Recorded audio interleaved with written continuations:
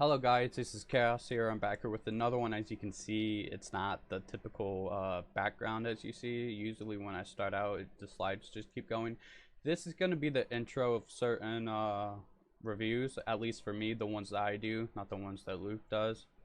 But hopefully you enjoy this one. And I might even add some other stuff onto it, like I might put it in the beginning and the end of different videos necessarily. But I might even add some text up in there too or whatever or such as, but let's get into this album review, guys. So with that being said, I got a different band to show you guys today. This is album review number 71, Graceless, Where Vultures Know Your Name. This album is not such a shitty tone, brutal death metal tone, which is, I'm not shitting on old school brutal death metal in their tones, because I absolutely am obsessed with shitty tones, especially in metal, even though I don't listen to black metal, which probably will come as a complete surprise to half of you, since I love such shitty tones. It's just that's a rant for a different day. But this is Graceless, Where Vultures Know Your Name, album review 71. Now let me try to somewhat attempt to say this name. Lugdin Lugdunum Batavram. Now, obviously, that name is in a different language.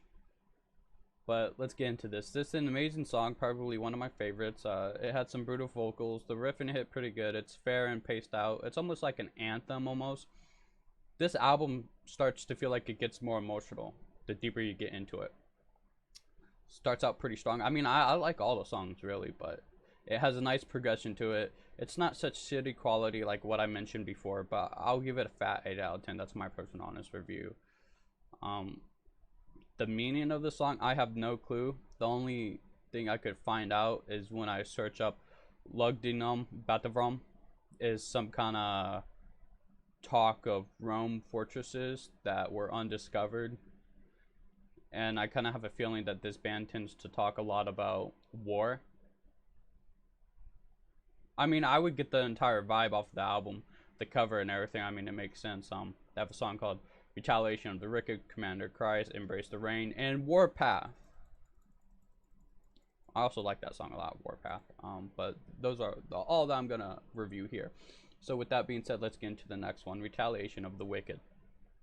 Now, it kind of reminds you of Procreation of the Wicked. Kind of weird, the name. But I swear it sounds different. Now, I love the song a lot. It's one of my all-time favorite Graceless songs. I also like some other, on a side note, I also like some other Graceless albums too, a little bit. But I don't regularly listen to this band. I just think it's decent, the stuff they put out. Usually I go for the typical really heavy fucking shit, let's be honest here.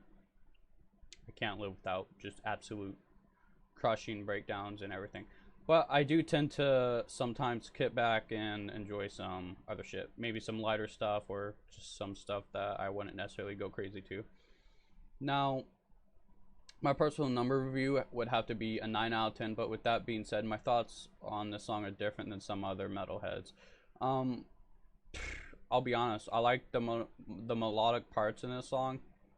A lot of people will probably beat me up for saying that, but it's perfect. I can't find any lyrics for these songs, including this one too. Again, it's a new and upcoming band, and it's going to be and I'm also going to be reviewing some more underground death metal like this and Tomb, maybe a couple others like Tomb Mold. Defeated Sandy is not that underground, I don't think. I'm sure I could find lyrics on them and etc. Maybe not meanings, but probably lyrics. Let's be honest here. But with that being said, I'm starting to try to get into the newer wave of death metal. Good death metal. That's going in a somewhat good direction. Especially like Tomb Mold. Holy shit. That band drives me off my fucking rockers, dude. Highly recommend it, dude. Highly recommend it. It's called Tomb Mold. Anyways, with that being said, I can't find anything on the song. So my number review would have to be 9 out of 10. Great riffing, great vocals. So let's get into the next song, Commander of Christ. The intro is pretty nice and slow, not that super chuggy nor heavy. Then the vocals kick in and everything starts picking up the pace. Really, the riffing changes. The song is really nice. It has a dragging out style of the vocals, which I don't enjoy a shit ton. It's super slow in a long dragged out way.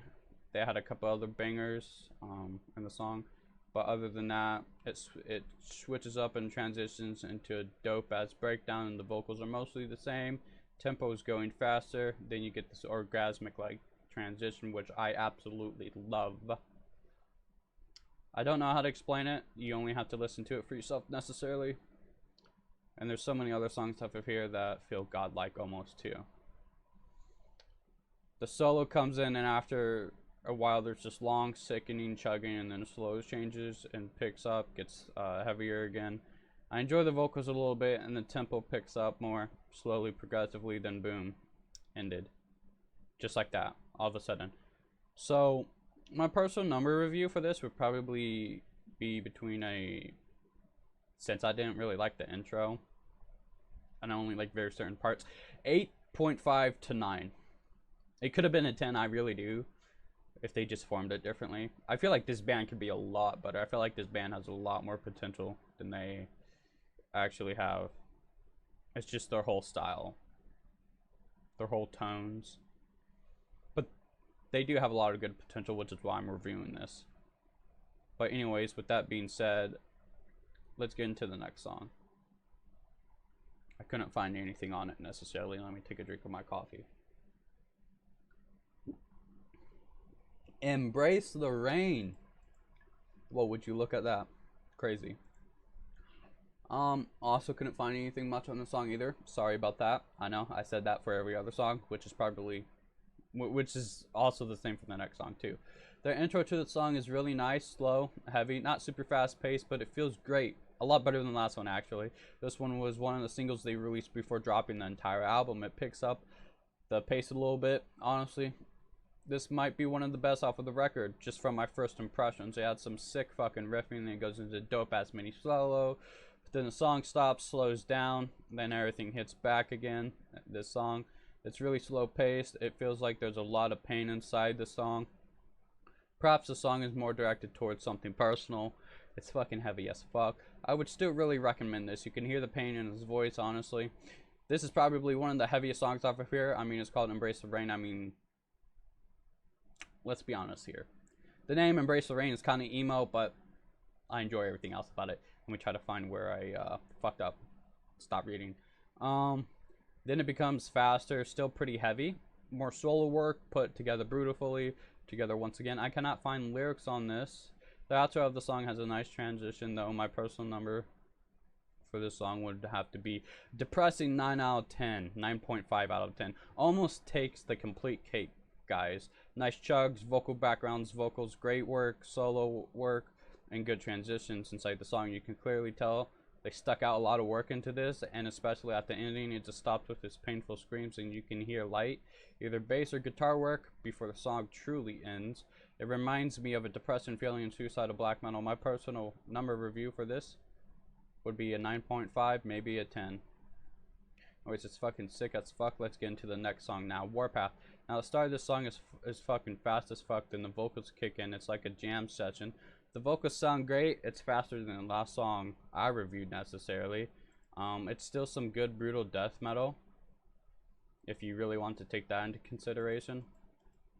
The last few, it's like every song it slowly gets better for the most part. They got crushing fucking drums and guitars, and goes into this kind of solo-y in a way transition, and it's fucking sick as fuck. This is a great new up and coming band.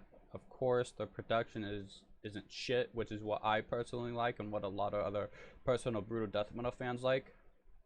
Actual brutal death metal fans, by the way. But I don't need to listen to every band to have shitty production. Either way, it's good. I would give this a 8.5 out of 10. I've given all the songs a lot of high rating. Just partially, the top few were because this band has so much potential, but the bottom two deserve what they get for sure. Anyways, I hope you guys enjoyed this video. It's been chaos. make sure you check out my other videos. Have a good one.